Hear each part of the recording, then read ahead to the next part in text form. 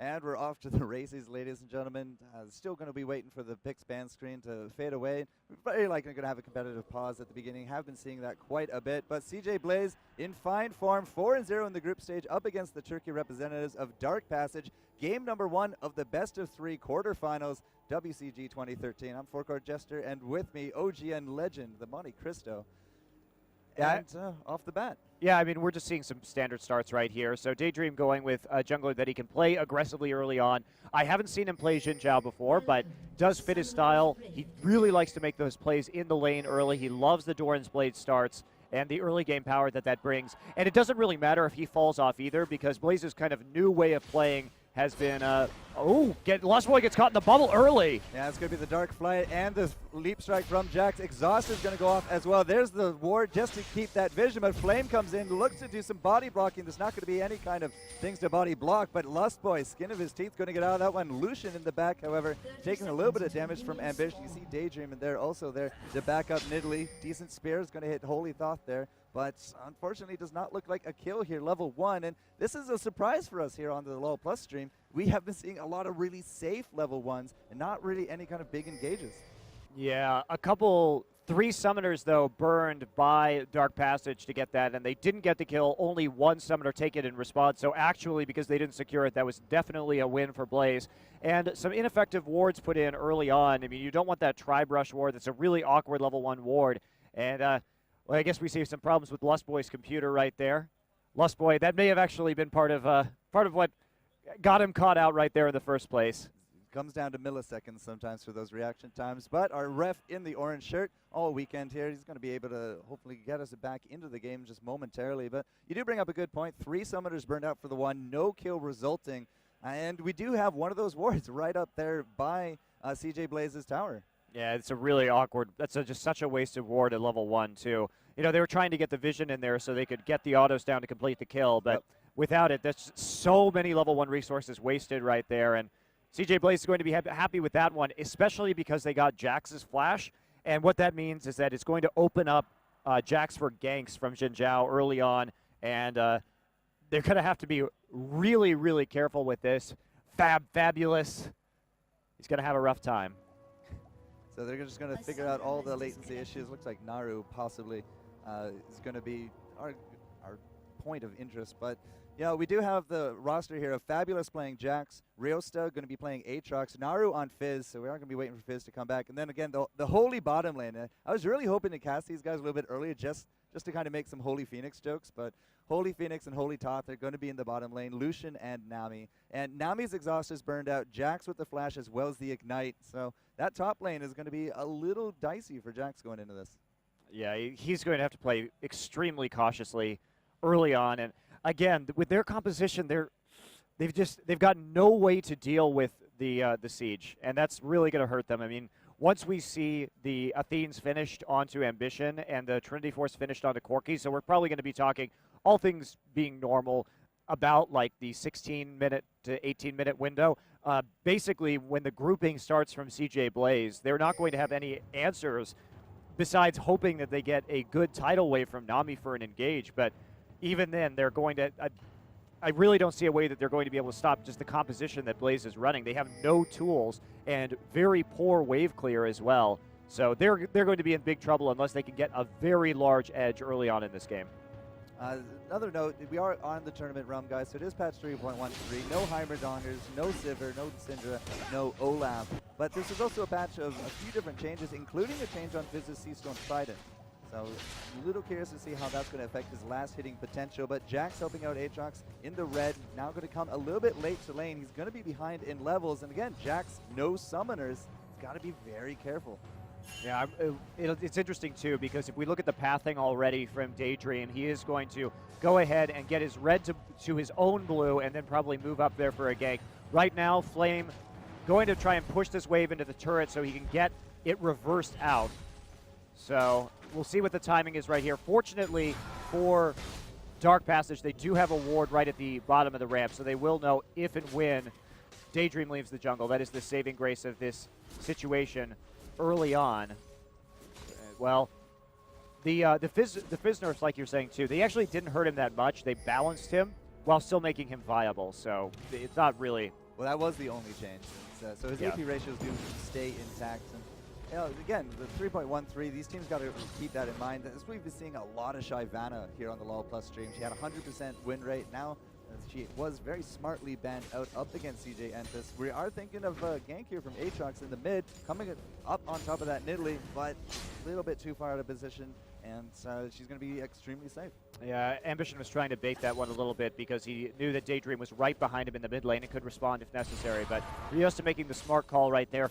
Didn't have eyes onto Xin Zhao, so they don't go for that early dive, which certainly would have been fatal. That's just smart game sense from Dark Passage. That zoning power up top is not doing Jax any favors. He's down already 7 CS, and again, those summoners out, he can't really aggress and have a guaranteed escape route, but the Holy bottom lane seems to have aggression on their own. 21 creeps to the 13 of Emperor. That is slightly surprising. Well, they've been shoving really hard into the turret, so it's to be expected in this situation. Ambition doing a good job of keeping Naru off the wave right now. Riosta actually coming around from the side, but 2 wards you can see right in Try and at the ramp for CJ Blaze, and they're going to have all their eyes on that one. But look at this, another attempt at a counter gank right here from Daydream. He's waiting, Ambition's trying to bait it. And, well, you got a little bit too far from Riosta. Riosta does just turn around, does not get hit by that spear. Doesn't matter. Daydream and going to throw that Audacious charge in, but he didn't get the free down strike. Bottom lane, Phoenix going to be trading out some damage here with Emperor. Lustboy's getting some decent damage in with Pix as well. And that's not the best trade for Phoenix at all. He's going to have to back off and try to sustain back up. But he does have a ward there in the bottom lane, so they should not be susceptible to too many ganks here from Jin. Yeah, they'll be fine. There's not really a big. We're not probably going to see any kind of early aggression here from Dark Passage unless they really land a Nami bubble. They've got to worry more about the poke coming out of Lulu and with the P-bomb as well. Going down. All right, Flame putting. They're going for the dive. Yeah, there's no summoners. We do got that ignite up from Fabulous, but not that flash. They're right under tower. They haven't even bothered attacking him yet. Here comes Riosta, though, from the jungle, so it will be a veritable 2-on-2. Dark Flight does go in, does not land, however, under that tower. They were hoping to get a shot or 2, but Fabulous is going to have to retreat out of this one. Aatrox should be able to hold the lane for now. It does have that passive ready to go, so even if he does get aggressed upon, he should not drop the first blood. Yeah, when they didn't know where Aatrox was, they didn't want to go ahead and complete that dive just because of the possibility for a counter. So instead they get some more damage onto the turret, and that's just perfectly fine for the moment. Both of these top laners are going to be waiting to scale into the late game, so there's not really a big issue with playing passively at this point. Both players happy to be in that situation, especially Flame, who's last hitting significantly better right now. There's just no need to take a risk like that when instead you can take your advantage that you already have and play it out. And speaking of that creep advantage, it's 42-20, so over double the difference between this Jax as well as Flame. And that's going to be the bubble on top of Lustboy, but not really too much to follow it up. Phoenix just a little bit too far back in the line. So Emperor and Lustboy are going to be okay for now. They're just going to keep pushing. The creeps have actually almost evened out here from Emperor as well as Lustboy. So 35-40, it's a lot evener than last we saw. But look at that mid as well. Ambition is just running a school on that mid.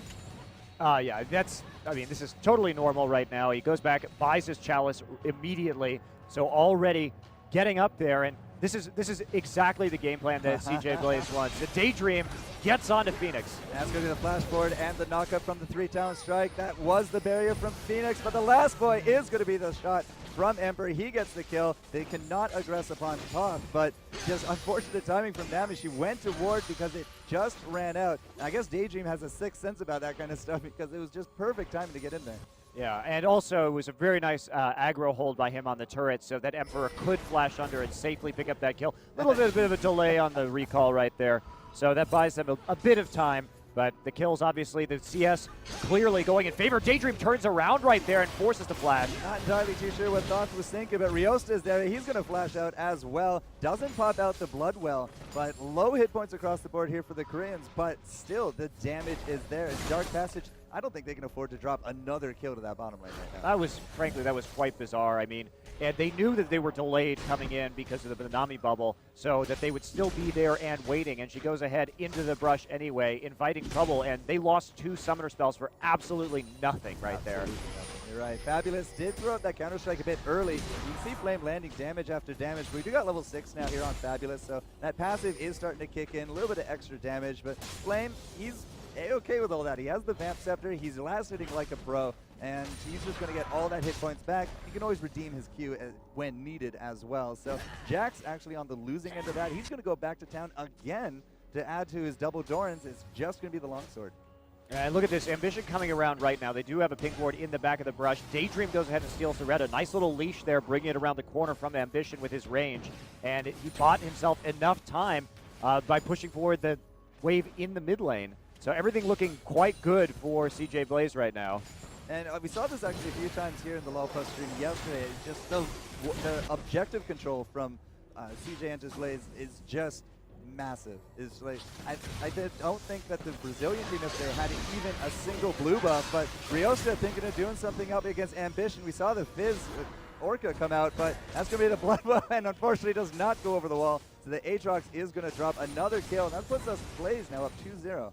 Yeah, they're just absolutely dominating this game right now. And they know when they have the advantage, of course, as well. They have the Xin Zhao for the early damage. Oop, Ambition just going to jump straight into a wall right there. Can't quite. There we go. Hops over on the second attempt. But Ambition did pick up the advantage in the mid lane. Fizz doesn't have the items he needs to be strong yet. So they use that edge that they know they have to go ahead, take both buffs out of the jungle right there. That was his flash, too. Fizz just flashed. He thought he was going to get aggressed upon. Ambition just, again, running a school there in the mid. Both of their buffs are now also stolen out. So Dark Passage is in a bit of a tight spot. 2,000 gold down here, coming up to the 10-minute mark. No buffs to their name and no kills either. Yeah, they just can't make plays. I think that they went really wrong in the drafting phase. I love the last pick Jax in this situation, but when you see the Nidalee to go ahead and pick the Fizz into that, would you know that there's going to be a lot of siege coming in with Corki and Nidalee is a big mistake. And Fabulous has to, he's still not getting out of this. Well, the flash was a great idea, but Flame slow and steady. He should be able to just spin to win in this regard, and I'm not even sure, is he just going to troll and not do it? He's just enjoying the chase. There we go. Flame grabs the kill. Not exactly the winning combination here from that Jax, but he is really down in that farm, and another death on top of that is not going to be putting him in the good books anytime soon. No, I mean, Dark Passage has entirely lost control of this game. They're losing all lanes now.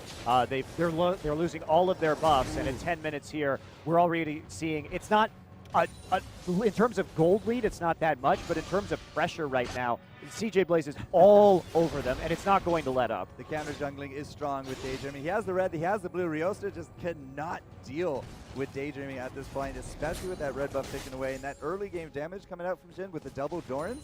It's just like he's in fine form for dueling, whereas Aatrox, he doesn't have that blood well. He doesn't really have that flash. He just now got his smite back up, but that's not going to help him in the duel anyways. And now Naru could be in a little bit of trouble, but he's going to be able to playful trickster out of it, no problem. Will he actually come back?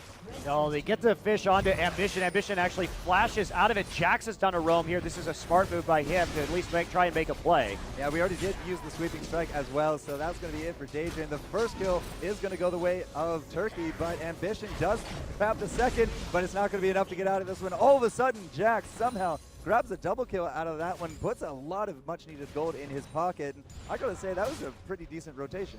It was. I mean, he lost the tower for it up in the top lane, and Flame getting now damage down onto tier 2, unable to be stopped. That Fabulous has to go back in order to heal up a little bit. So it was a trade, but in this situation, the thought process is right. You're falling behind. You've lost control. You need to make some kind of advantage for yourself. You need to try and make a play, but Holy Phoenix gets whimsied. Yeah, Lustboy was actually waiting there in the bush, trying to bait out the Phoenix. Flash forward as well as the Wild Growth. Good dodge on the tidal wave. Emperor is going to be able to live out of this one. Maybe even going to take home the kill. Got to be very wary of that range from Phoenix and the tower shot as well. But it's going to be low hit points across the board in the bottom lane. No kills, many summoners, and a few ultimates to boot. But their bottom lane is not doing really that bad. They're neck and neck in terms of the creeps. They just got one kill difference down there. Yeah, it's the pressure difference, though, that's really killing them right now because they did get forced back once again. That's going to be more damage onto their tower. Ambition hasn't even, that's the first damage on his turret right there from the cannon minion. Daydream going to dodge away from Aatrox right there, taking out that ward. He picked up the early Oracle with the money that he managed to grab early on in this game, and I mean, Blade of the Ruined King already finished on Flame here at 12 minutes. Yeah. Thanks to the global gold that his team has managed to acquire, he's gotten that bit of a boost, and he's in a very good place right now. Jackson's not going to be able to stop him. That spear, man. doing some really good work on top of Riosta. We got a 2-man rotation coming up to Jax. He does have that blue, and Jax maybe feels a little emboldened from that last fight, but he knows what's up. There's going to be a Daydreaming coming in here. It's going to be the counter-strike just to try to delay the damage, and it does not look like Flame actually got hit by, he just walked backwards. But was the job actually done? They're going to go right under the tower. The leap strike back to the creeps, just trying to let the tower damage tick away, but it's not going to be near enough to keep him alive. And Fabulous goes down. And Flame not even having to pop his ultimate right there either, so he still has that option. Here we go. Red buff again coming around. It's being pulled around the side by Daydream and Flame. There we go. And Naru trying to make a play here on the duo lane of CJ Blaze. They don't see him mid. He's probably not top since he did take out just Jax there, and they got that ward up there as well. But it does not look like Naru's going to commit to it. Came all the way down to the tri-brush and could have tried to make something happen with the Chum the Water. Ambition just face planting against the wall again. That's 2 for 2, man. Early morning China must be getting to him a little bit. Yeah, seriously. But he is coming around the side. Daydream here. Naru's in the brush right there as they go on to Thoth. Yeah, but Thoth is going to be looking extremely weak at this point. Daydream with the sweeping strike, they keep him there. They did not know Naru was in town, but Chum the Waters is going to hit Lustboy, does hit Ambition after it, but not nearly enough damage to kind of land any kind of fatal. Great spear in the back. Naru does drop. Riosta gets in and dirty, but unfortunately the Blood Will passive is going to pop, and he's going to be a sitting duck. He goes down. Double kill for the Nidalee, but Phoenix is going to be finally paying off with all those pot shots. He threw around the culling a little bit earlier as well, so he will grab 1 kill for his efforts, but it was a 3-for-1 trade. The problem is this top lane right now. Flame is an absolute monster. He can't be stopped. He has an item advantage. He has a 2-level advantage as well. So Fabulous, they have to send somebody to rotate top. And look at this, Flame just going in on him again. Yeah, the Blade of the Rune King popped out. CJ Flame, he knows he has his ultimate ready to go. He's going to be able to walk out of this one after just murdering Jax straight up. I thought the ward going down was a cute touch, but did not have the cooldowns for the leap strike. And red and blue on CJ enters Blaze Flame with the Blade of the Rune King. It's like massive damage at the 15-minute mark. Yeah, it's the level edge as well. It's now the fact that he has the 3 kills. He's got all the global gold. They have to send somebody else to rotate top in order to deal with Fabulous here. And if you commit those resources, the siege coming out of CJ Blaze is just going to be too much. I mean, there's effectively, just due to compositional differences at this point, no way that Dark Passage can win this game unless Blaze makes a tremendous error and gets picked by Fizz. This is probably the latest game I've ever seen a Dragon ignored here on the Plus stream. I mean, from the perspective of Blaze, though, they don't want to do early Dragons. Like, their composition is not ideal for it. What they want to do is just keep Flame in a side lane and then siege turrets with their exceptional poke abilities. So they don't need to do the Dragon. They're not built to have an open fight like that. They're more like a piece of artillery, a cannon that you want to point at in one direction and just continue to fire from long range. Doesn't really suit itself. They can do the Dragon now because they have a massive lead, but early on, that's not really the goal of the composition. A little bit of poke coming down onto Emperor, but by all means, he will be fairly safe out of this one. Ambition's going to help out here a little bit with the Dragon. They do got Aatrox up in the brush, and they do know he is there. Ambition's going to be in pursuit, coming in hot up against Riosta, but Ambition is just, you can't out-juke a Nidalee. Like, she just has way too much mobility, and Emperor going to be setting up here with Lustboy, possibly with, for the kill on the bottom lane. Here comes Daydream as well. Valkyrie over the wall, and surprise amount of damage, but unfortunately just not near enough in terms of positioning to continue on with that. No, they just need to chuck him out and then get him off the tower so they can take the tier 2 turret. Flame catching another wave in the top lane. So Jax did get some empty lane farm right there, but he's still terribly behind in terms of items. And now here's the 4-1 split. This is what this composition is all about. Last tier 2 turret up. They're not going to be able to defend this. We do have the culling available. He's going to have to use it to clear out a minion wave at some point here. Yeah, the fish is going to be on the cat, so it's very poetic right there, but absolutely no damage landing on top of Ambition. He does have himself the Athene, so his magic resist is not exactly pitiful at this point, and the level differences, I think you mentioned a little bit earlier, starting to really take effect as well. I mean, level 12, level 13 coming out here for CJ Blaze. I think the highest we have is 11 on Naru, but Naru only has that Sheen, not really a lot of magic resist. Oh, wow. Nami got sniped out by the spear. Riosta going to eat one now as well for his trouble. The cooldowns really starting to bring Ambition and that poke you were mentioning before to full force, and that is going to be not even a fight for the tower. Flame thinking of taking on Fabulous up in the top, but it's right under that tower. He did throw down the never-ending raid. It looks like he's going to be back for now, but no, he'll just go heal off double golems and keep the pressure up, though. So not really the big deal. They got the tower anyway. The siege, the 4-1 split has been successful, and it's not. It doesn't look like, oh, they may actually back off here. Bit of a surprise. They could just rotate mid right now, but they've been sieging for a while, so they probably need a few more items. Ambition just pushing the wave a little bit, but they're not riding the cannon, actually. It's surprising they didn't try and ride the cannon wave for at least a little longer prolonged siege right there, but they'll just go back and reform. Ambition probably has his death cap right about now, so. Well, 11-3 and 10,000 gold difference at the 18-minute mark. 5 turrets to 0, so not quite as flawless a game as yesterday up against the Brazilians, but because he has dropped a few kills up against Dark Passage, but still very strong map presence, a lot of warding control, a lot of map control. We've had already those oracles coming out from Daydream as well, so you know, Dark Passage kind of flying blind at this point. In fact, they have one ward on the map, and that's in the bottom lane. Not exactly a really important place at this point in the game. Well, Blaze has been buying a lot of oracles with early money, though, so their clearing has been pretty excellent so far. Team effort between Daydream and Lustboy, and there's nothing they can do. I mean, effectively, Dark Passage, they had 2 spears nearly kill him. Oh my goodness. But effectively, Dark Passage lost this game in picks and bans. There was nothing. They had no answer to what CJ Blaze brought to the table. They had insufficient engage in order to stop the poke. Yep. And once the only pick I really liked here was the Jax counter to Tryndamere, but then he fell so far behind early on that now even Jax can't stop the Tryndamere split push. And Daydream is going to come in from the side with Emperor and clean up Phoenix. Phoenix was just kind of really far out in right lane there. Got to do something. I mean, if you're Dark Passage in this situation, you have to take risks in order to make plays. Because if you just play safely, the siege is going to do too much. Look at that. He nearly one-shots the support right there. Toth not looking so hot. In fact, Toth does not have any Kindle Gem at all. No plus health. Only has the Philo Stone and a Doran's Shield. No Sight Stone, no Kindle Gem, nothing. Kindle Gem, health gem, but absolutely nothing. She just got boots. That's not going to help you against Nami's spears whatsoever. Nope, certainly isn't. Flame now whittling down this turret in the mid lane with the rest of his team, and that'll be the last tier 2 turret going down for Dark Passage.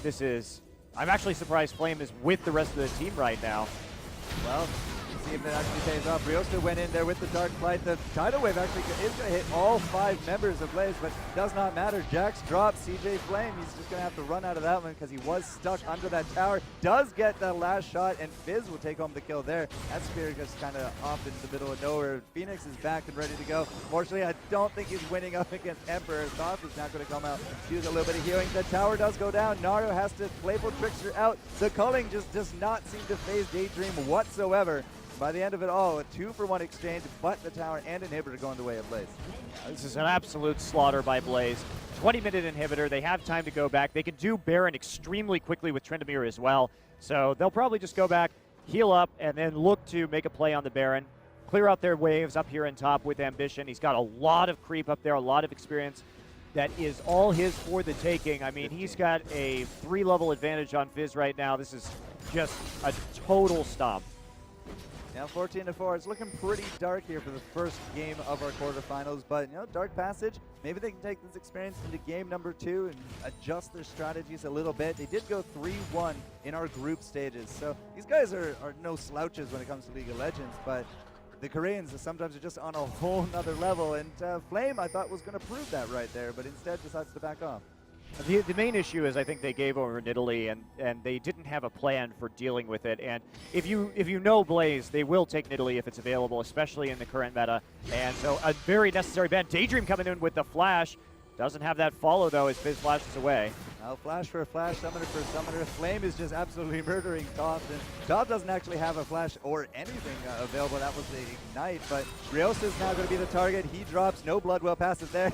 Nami's just kind of save me, Wolves, but there's no Wolves there to favor whatsoever. Unstoppable spree from Ambition. Actually got over the wall that time, so kudos. He has been having a little bit of trouble like just face mashing into a wall. And now, Rolling just doesn't do damage. Well, I mean, he's down in levels. He only has a Trinity Force right now. Emperor is up entire Last Whisper on him at this point. there's not a lot you can do. I mean, Phoenix is trying to farm himself back into relevancy, and he's been given a lot of the empty lane farm in this game. Ooh, that Fizz just off to the right there. Lost 70% of his hit points, and that is just going to really decide that fight. You can't really fight when you're missing majority of your hit points, but the rest of the team is up here for Dark Passage. They're going to try to put up some kind of last form of defense, but Phoenix, I mean, he did get hit by the chicken, just dashes away.